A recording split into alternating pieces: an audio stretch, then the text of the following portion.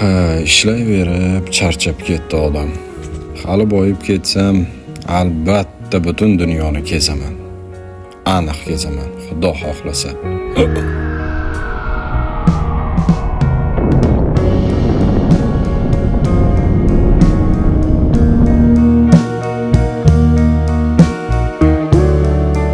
Assalomu alaykum o'rtoqlar, kanalimizga xush kelibsiz. Siz bilan Abduhalim Bro. AQSh, Isroil va Eron mojarolar davom etmoqda.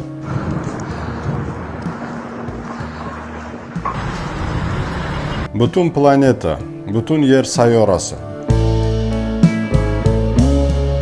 Bularga nima yetmayapti? Bular nimani talashyapti? Bular nimani xohlaydi? Ularning yoshi bir joyga yetib qoldi. Donald Trump 79 yoshda. Vladimir Putin 73 yoshda.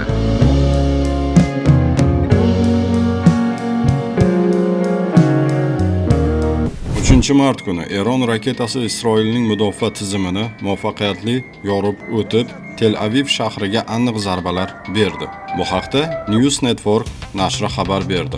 Ma'lum qilinishicha, bir raketa parchalari shahar atrofidagi Bnei Brak va Petah Tikva hududlariga tushgan. Al Jazeera telekanalining Isroil politsiyasiga tayanib xabar berishicha, hodisa oqibatida bir necha kishi yaralangan. Shuningdek, raketa parchalari Tel Aviv hududida moddiy zarar yetkazgani aytilgan. 28 fevral kuni AQSh va Isroil Eronga qarshi keng ko'lamli harbiy operatsiya boshlagan edi. AQSh prezidenti Donald Trump operatsiya maqsadi Amerika xalqini himoya qilish ekanligini bildirgan. Zarba davomida Eronning qator harbiy va fuqarolik obyektlari, jumladan Minnab shahridagi maktab ham nishonga olingan. Eronning yirik shaharlari, xususan Tehron ham hujumlarga uchragan. Operatsiya oqibatida Eron Islom Respublikasining oliy rahbari Oyatulloh Ali Xomaniy halok bo'lgan. Va albatta siz bilan janozadan video lavhalar ko'ramiz.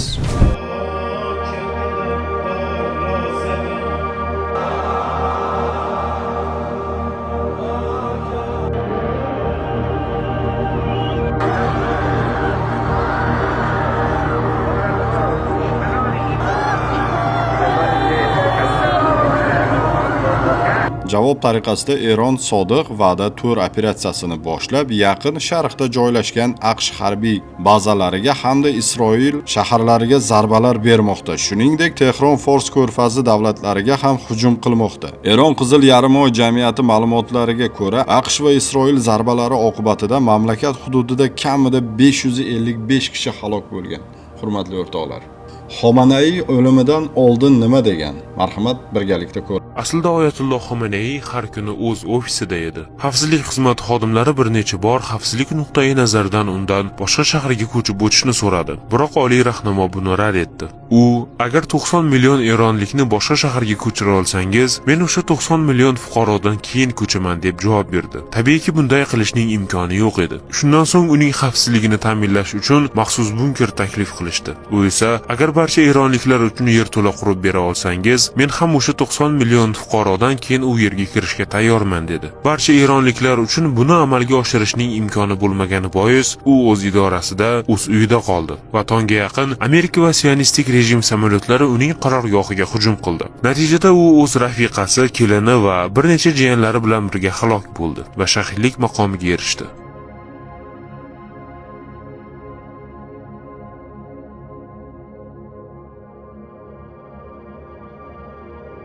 Trumpning aytishi bo'yicha, Eron yadroviy qurolga ega bo'lmasligi uchun ushbu zarbalarni amalga oshirgan. Gap bu yerda yadro haqida ketyaptimi yoki neft haqidami? Nima deb o'ylaysiz? Albatta fikringizni kommentlarda chiroyli axloq bilan yozing. Shimoliy Koreya yetakchisi Kim Chen In ikki yadroviy qurolga ega davlat yadroviy inshootlarga ega bo'lish bahonasida boshqa davlatga hujum qilmoqda. Mening ham yadroviy inshootlarim bor. Nega hech kim mening oldimga kelmaydi?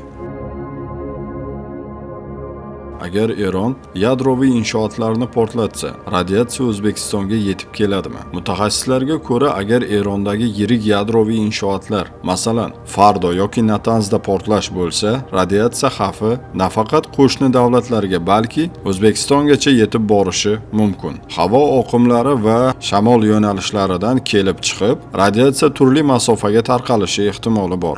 Ammo bu ehtimol kuchli portlash va havoning muayyan sharoitida amalga oshadi. Agar 3-jahon urushi boshlansa, qaysi mamlakatlar xavfsiz bo'ladi? Eng xavfsiz mamlakatlar: Fiji, Tuvalu,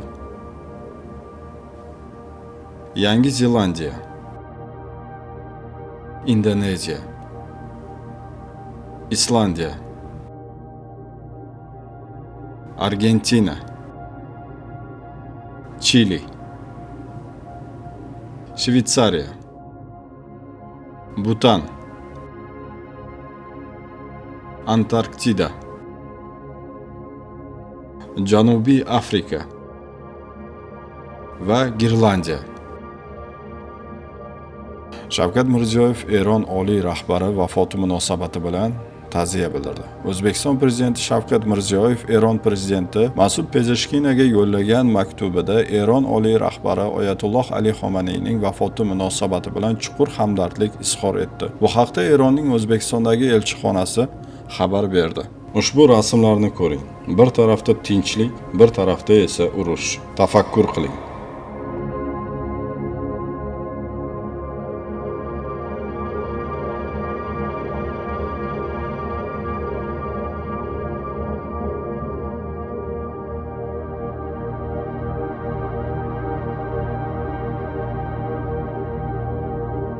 Eron davlat ommaviy axborot vositalari raketa uchirilishining yangi tasvirini e'lon qildi.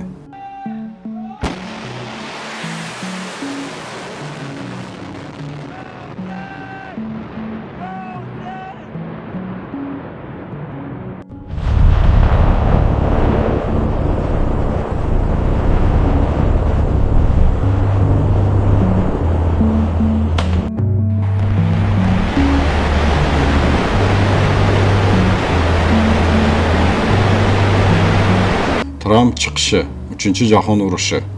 3-jahon urushi hech qachon hozirgidek yaqin bo'lmagan.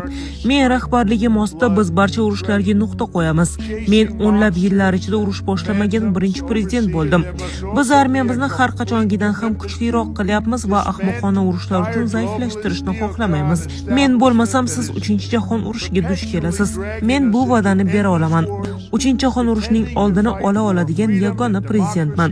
Eron qurolli kuchlarining eng yuqori operativ shtabi mamlakat hech qachon Amerika qarshisida tiz cho'kmasligini ma'lum qildi.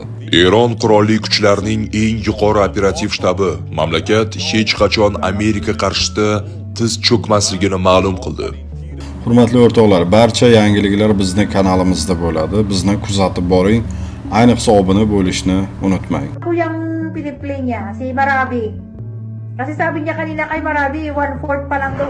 Jonli efirda bomba kelib tushdi. Hurmatli do'stlar, ushbu videoni men YouTube kanaliga qo'ya olmayman, chunki bizga blok kelishi mumkin. Shuning uchun men ushbu videoni to'lig'ini va tindig'ini mana shu Telegram kanalimga qo'yaman. Kirib o'tib ko'rishingiz mumkin. Tehrondagi shifoxonalarga ham zarba berilgan. Hamshiralar yangi tug'ilgan chaqaloqlarni evakuatsiya qilyapti. O'rtoqlar, to'liq video Telegram kanalimda. Erondan keyin navbat Kubaga.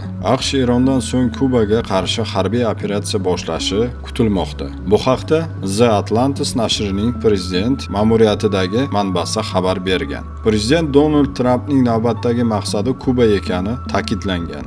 Erondagi urush sabab oltin keskin ko'tariladi. Dollar qadri ortadi. Neft narxi oshadi. Bu O'zbekistonda benzin va oddiygina kartoshka narxi oshadi degani. Albatta ushbu holatga ko'p odamlar o'z shaxsiy fikrini bildirib chiqdi. Marhamat, birgalikda ko'ramiz.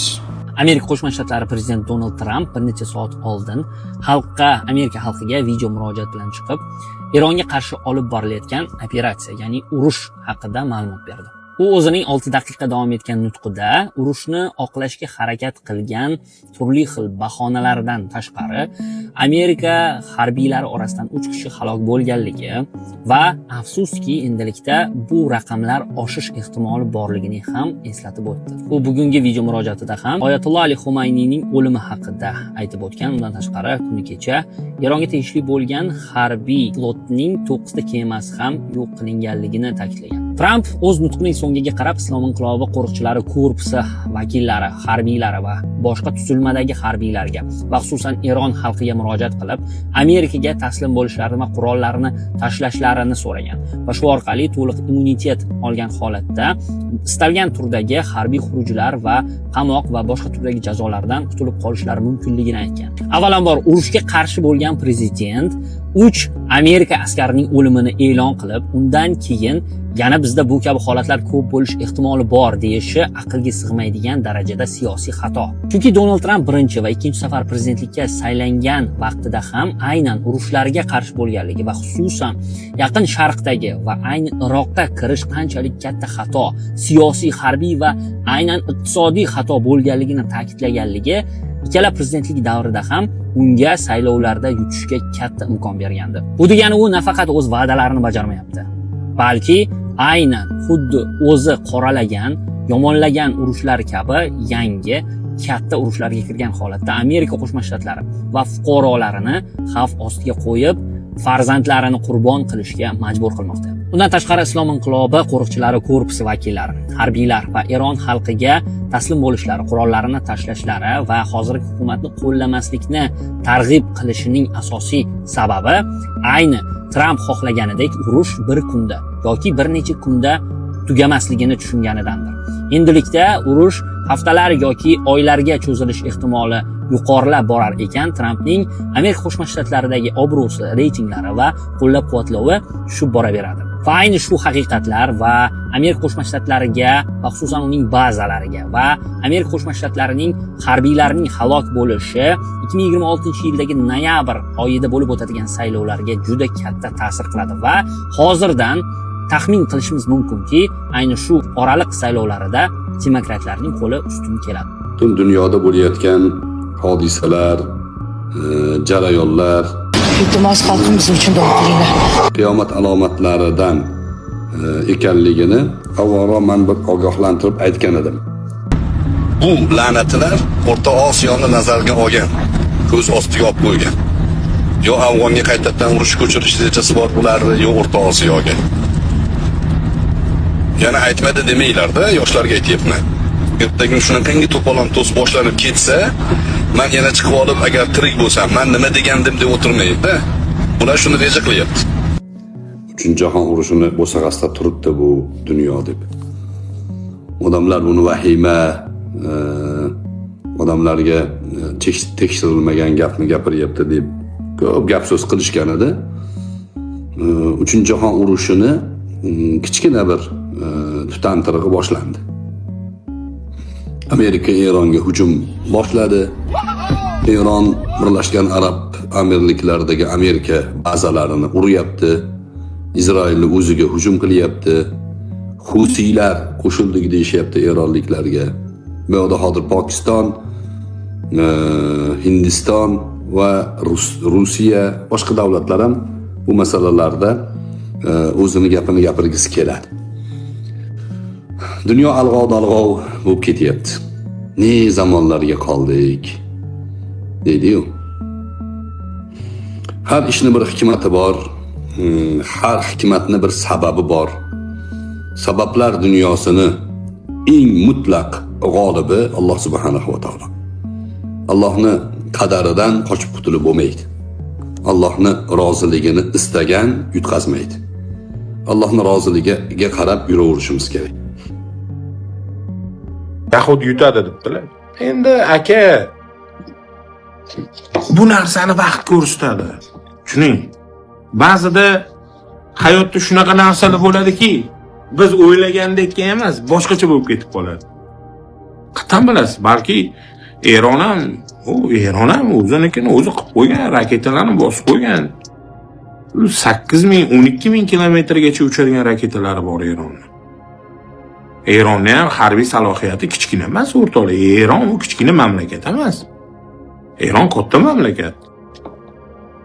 Prosta sivilizatsiyadan Amerikani uzib qo'ygan buni. Bilasizlarmi?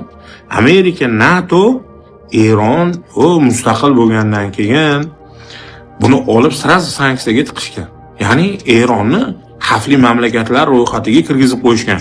U endi mustaqil bo'ldi. Hali rivojlanishga ulgurmadi. Hali endi dunyoga eshigimni ochaman, hamma bilan o'rtoq bo'laman deb boshlagan Eronni Amerika sirazi sanksiyalar, qora ro'yxatlar balo-battar qilib o'sha paytda o'zida bo'g'gan. Va shuncha yillar davomida bo'g'ib kelgan mamlakati buni bo'g'ishiga qaramasdan yadro qurol ishlab chiqaraman deb dunyoda bir qanaqadir o'zimni kuchimni ko'rsatadigan mamlakat bo'laman mana. Men mustaqil bo'laman degan maqsadda berayotganda boshiga urib tashlashyapti, tamom? Siz Eron tarafidamisiz yoki Amerika? Aka, men O'zbekiston tarafidaman, to'g'risini aytaman, qolgani uncha menga qiziq emas. Keyingisi menga tinchlik tarafdoriman. Tinchlik bo'lsin o'rtoqlar. Bu urushda aytayman-ku. Yutadigan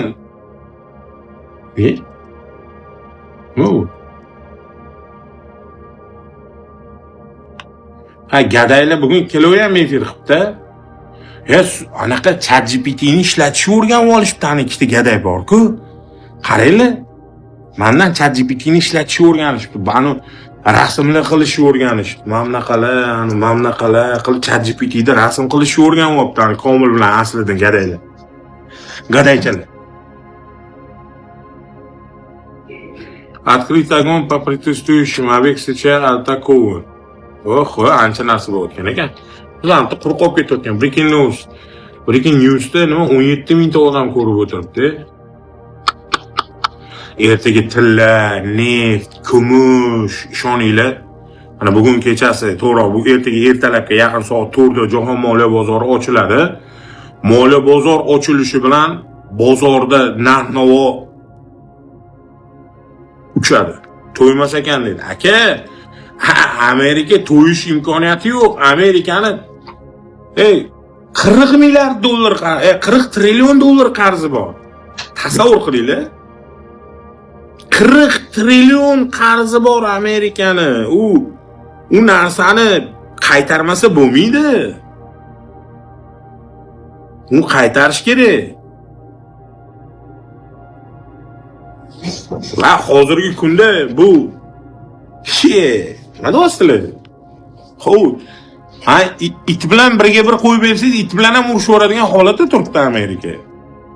Kerak Amerikaga. Amerika tillani ko'tarilishi kerak Amerikaga, neftni ko'tarilishi kerak Amerikaga. Kriptovalyutalarni tushishi kerak Amerikaga.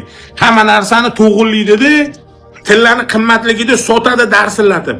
Kriptovalyutani arzon bo'lgan payt sotib oladi darsillatib. Neftni sotadi, aksiyalarni sotib oladi. Keyin bozorni bitta teskari aylantiradi, hamma yoni yana bitta qulat beradi. Kriptovalyuta bozorini, aksiya bozorlarini bitta yana ko'tarib beradi. Qarabsanki, u yoqdan ham bu yoqdan ham soqqani moshni qiladi. Yana aylantirib bu kun bilan g'ijir-g'ijir qiladi. Men 7 ta urushni to'xtatdim deydi-yu Tramp. U yaqinda chiqaman 8 ta urushni to'xtatdim deydi. Menga Nobel mukofoti berilaring deydi. Hurmatli o'rtoqlar, vaziyatni ko'ryapsizlar, dunyo borgan sari chigallashib boryapti. Tafakkur qilishni vaqti keldi. Biz nimalar qilyapmiz, nimalar bilan shug'ullanyapmiz, nimalarga targ'ib qilyapmiz, hammasini o'ylab ko'ring va o'zingiz ustingizda ishlang. Vatanimiz tinch bo'lsin o'rtoqlar. Sog' bo'ling, salomat bo'ling.